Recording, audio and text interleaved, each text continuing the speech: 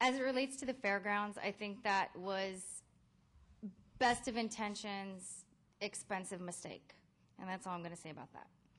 In terms of the city council, I think that if you elect people that think the same way and want the same things, you're going to get more of the same over and over and over and over.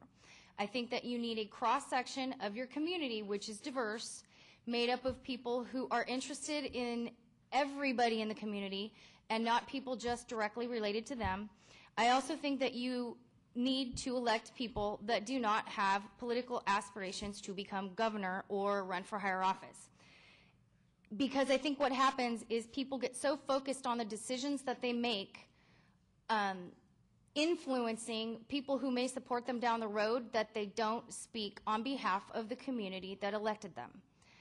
I, like Mr. McEvoy, have no interest in being a politician. I just want to be a voice for a community that I have a lot of respect for, that I live in, that I have a business in, and that I want to make better. And that's it.